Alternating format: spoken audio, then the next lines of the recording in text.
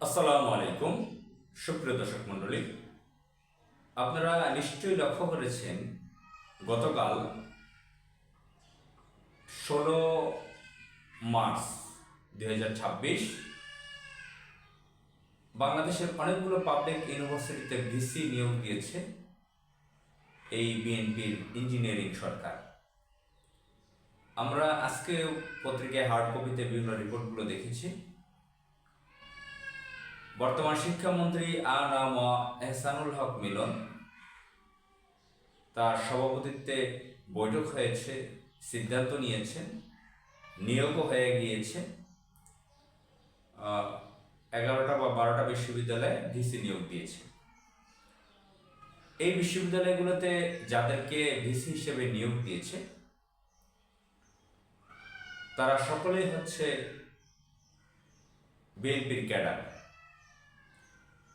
আপনারা জানেন, আমাদের বাংলাদেশের কালচারে যেটা দেখে আসছি, রাজনৈতিক কালচারে আমি ছোটবেলা থেকে দেখে আসছি, বিভিন্ন বিশ্ববিদ্যালয়ে যখন সরকার পরিবর্তন হয় তখন ভিসিও চেঞ্জ হয়ে যায়। বিএনপির সময় দেখেছি বিএনপি পন্থী ভিসি, আওয়ামী লীগের সময় দেখেছি আওয়ামী লীগ পন্থী ভিসি। এর মধ্যে যেরকম 15.5 বছর শেখ হাসিনা অবৈধভাবে ক্ষমতায় ছিল, এই সময়টা তার লোককে নিয়োগ দিয়েছে। একটা এখানে অন্য কোনো পন্থী টিকতে পারে না। 111-এর সময় বা এরশাদের সময়, সে সময় কিছুটা ভিন্নতা দেখা গিয়েছে। এরশাদের আমলে আমলাতন্ত্রে আমলাদের মধ্যে এত দলবাজি শুরু হয় নাই। এই দলবাজিটা শুরু হয়েছে 91 পর থেকে, মোটামুটি 96 থেকে প্রচণ্ড রকমের দলবাজি শুরু হয়েছে। তো আমরা বিভিন্ন সময় বিভিন্ন পন্থী ভিসিদেরকে দেখেছি। আমরা প্রফেসর ডক্টর ইমাজউদ্দিনের মতন রাষ্ট্রবিজ্ঞানীকে দেখেছি। তিনি ঢাকা বিশ্ববিদ্যালয়ের ভিসি ছিলেন, নামকরা একজন শিক্ষাবিদ। তিনি বরেণ্য ব্যক্তি ছিলেন। ব্যক্তিগতভাবে সুযোগ হয়েছে তার সাথে কথা বলার, পাশে বসার, তার বাসায় পর্যন্ত গিয়েছি এবং বিভিন্ন অনুষ্ঠানে ছোটবেলা থেকে তার কাছে ছিলাম। আমরা প্রফেসর ডক্টর মনিরুজ্জামান মিয়াকে দেখেছি, তিনিও এক সময় ঢাকা বিশ্ববিদ্যালয়ের ভিসি ছিলেন। এরপরে আমরা দেখেছি আনারুল্লাহ চৌধুরীকে দেখেছি, এস.এম. ফায়েজকে দেখেছি ঢাকা বিশ্ববিদ্যালয়ে। এবং শেখ হাসিনার সময় আমরা দেখেছি আমরা আ.ম সিদ্দিককে দেখেছি, কঠিন আওয়ামী লীগ ক্যাডার, মারাত্মক দুর্নীতিবাজ একজন ব্যক্তি, কিন্তু শিক্ষক হিসেবে তার নাকি সুনাম ছিল। মাস কমিউনিকেশন অ্যান্ড জার্নালিজমের তিনি শিক্ষক, অনেক বিতর্কিত ব্যক্তি। আ.ম সিদ্দিক, তিনি মারা গিয়েছেন। এরপরে আমরা আখতারুজ্জামানকে দেখেছি। আর একজন পালিয়ে গেছেন শেষ সময়, যিনি ছিলেন বিমানমন্ত্রী, জামাল, লক্ষ্মীপুরে বাড়ি তাদের, মাকসুদ কামাল।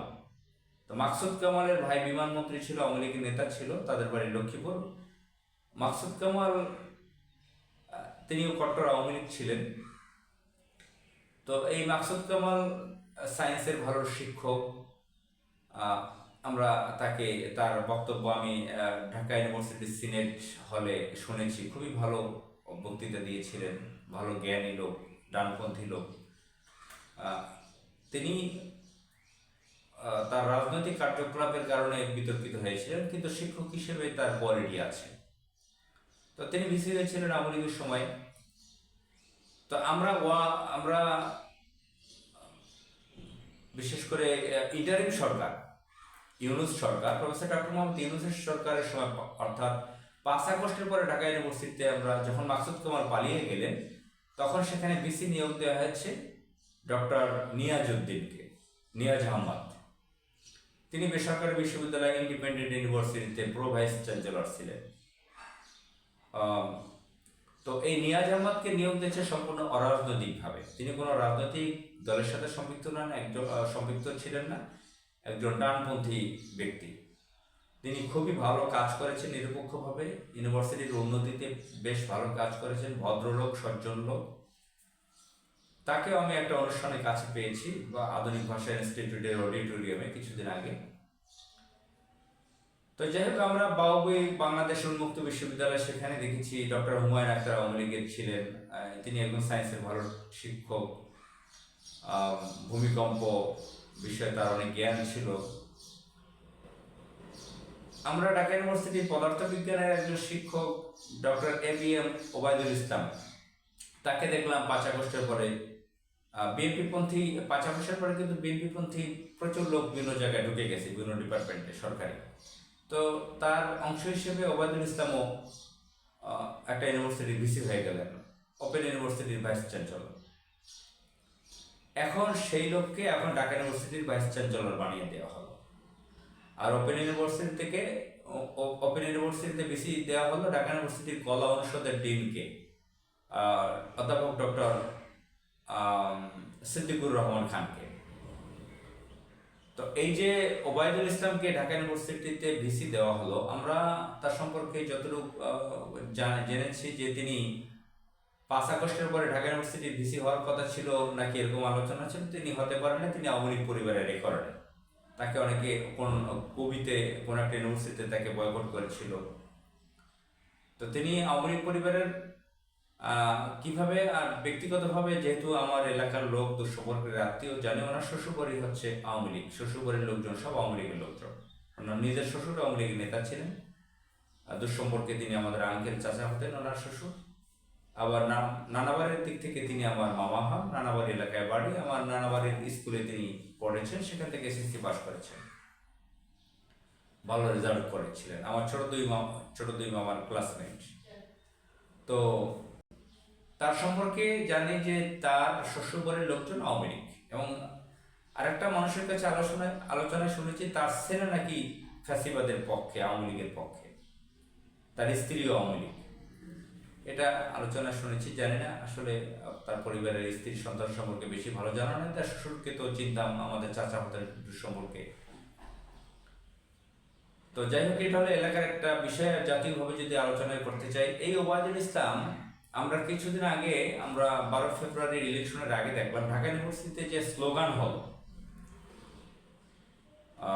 রাজনৈতিক স্লোগান, ধান লাগা, লাগার এলাকা ধান লাগা, অত্যন্ত বিশ্রী ভঙ্গিতে এক মহিলা শিক্ষিকা স্লোগান দিচ্ছে। সেখানে ওবায়দুল ইসলাম নেতৃত্বে ছিল, দাঁড়িয়েছিল মহিলাদের ভিতরে কয়েকজন মহিলা শিক্ষিকা। এখানে মির্জা আব্বাসের ওয়াইফ আফরোজা আব্বাসও ছিল। এবং তিনি বিএনপি থেকে নমিনেশনের জন্য প্রচুর চেষ্টা করেছে, এমপি ইলেকশন করবেন বাগেরহাট 4 আসন থেকে, সেটা পাননি তিনি বিএনপি পন্থী শিক্ষক সমিতির নেতা, তিনি বিএনপির কেন্দ্রীয় শিক্ষা সম্পাদক। প্রচন্ড রকমের দলবাজি করে, বিশেষ করে যে তিনি যে স্লোগান, যে মহিলাদের স্লোগানের মতো ছিল ঢাকা ইউনিভার্সিটিতে ধান লাগা। তো এরকম একজন দলবাজ লোককে ঢাকা ইউনিভার্সিটিতে ভিসি করেছে, এটা অত্যন্ত নেতিবাচক একটা ব্যাপার। আমার এলাকার লোক, বাগেরহাটের মোড়লগঞ্জের লোক, অনেকে আবেগে উৎফুল্ল হয়ে খুশিতে পজিটিভভাবে স্ট্যাটাস দিয়েছেন ফেসবুকে, সামাজিক যোগাযোগ মাধ্যমে, সেটা একটা ভিন্ন কথা। আবেগ সবারই আছে, আমার এলাকার লোকজন, একজন লোক ভিসি হয়েছে, ওনাকে অনেক বছর আগে থেকে মোটামুটি চিনি। ব্যক্তিগতভাবে ওনার সাথে ওইভাবে ভালো আমার পরিচয় নেই, কিন্তু আত্মীয় জানি। এখন ওনার সম্পর্কে জানি উনি একজন দলবাজ ব্যক্তি। মাত্র কয়েকদিন আগেও আনামা এহসানুল হক মিলন বললেন যে নিয়াজ আহমদ একজন ভদ্রলোক, শিক্ষিত, ভালো ব্যক্তি, কোট আনকোট, তাকে কাজে লাগানো যেতে পারে। মানুষের খুশি হয়েছিল যে তাকে হয়তো ভিসি হিসেবে রেখে দেওয়া হবে, যদিও তিনি পদত্যাগপত্র জমা দিয়েছিলেন। এখন দেখা গেল সেই 1-2 দিনের কথার মাথায় এখন নিয়োগ দেওয়া হলো সে বিএনপি পন্থী শিক্ষককে। বিএনপি পন্থী তো আমি প্রথমে আলোচনায় উদাহরণ দিয়েছি, ইমাদুদ্দিন স্যার, মনিরুজ্জামান মিয়া স্যার, যারা পৃথিবী থেকে বিদায় নিয়েছেন। আনারুল্লাহ চৌধুরী এখনো জীবিত আছেন, ASM ফায়েজ এখনো জীবিত আছেন। আমি যদি আওয়ামী লীগের সময় দেখি, প্রথম অবস্থায় 93 সালে প্রধানমন্ত্রী হয় শেখ হাসিনা, তখন বিসি বানিয়েছিল AK আজাদ চৌধুরীকে। তিনি একজন সিঙ্গুলার নাস্তিক টাইপের লোক, ইসলাম বিরোধী, আওয়ামী লীগপন্থী, কিন্তু তিনি এই ধরনের দলবাজি আওয়ামী লীগের করেন না, তাকে দেখি নাই। একদম রাস্তাঘাটে যে মিটিং মিছিল করা, স্লোগান দেওয়া, এই টাইপের একে আজাদ চৌধুরীকে আমরা দেখি নাই। তো এই ধরনের লোক যদি ইউনিভার্সিটিতে ভিসি নিয়োগ দেয়, তা বাংলাদেশের শিক্ষার পরিবেশ কি হবে? আমরা তো নতুন কিছু দেখতে চেয়েছিলাম। এই সিটি কর্পোরেশনগুলা প্রশাসক নিয়োগ দিয়েছে বিএনপি, তারেক রহমান ক্ষমতায় এসে, ইঞ্জিনিয়ারিং এর মাধ্যমে ক্ষমতায় এসে। এখন আবার এই পাবলিক ইউনিভার্সিটিগুলো এভাবে দখল করে ফেললো, তাদের লোককে নিয়োগ দিয়েছে ভিসি হিসেবে। এটা একটা মারাত্মক অন্যায় নয়? আমাদের শিক্ষা ব্যবস্থা, আমাদের ক্যাম্পাসের, ইউনিভার্সিটির ক্যাম্পাসের পরিস্থিতি কোথায় দাঁড়াবে এভাবে যদি দলীয় ক্যাডারদেরকে নিয়োগ দেওয়া হয়? এই আমি তো অন্যান্য ইউনিভার্সিটির কথা তেমন বলতে পারলাম না, অনেক সময় চলে গেল, শুধু ঢাকা ইউনিভার্সিটি সম্পর্কে অনেক কিছু বলে ফেললাম। তো যাই হোক, মহান আল্লাহ তাআলা আমাদের দেশকে রক্ষা করুক, এটাই আমাদের কামনা। আসসালামু আলাইকুম।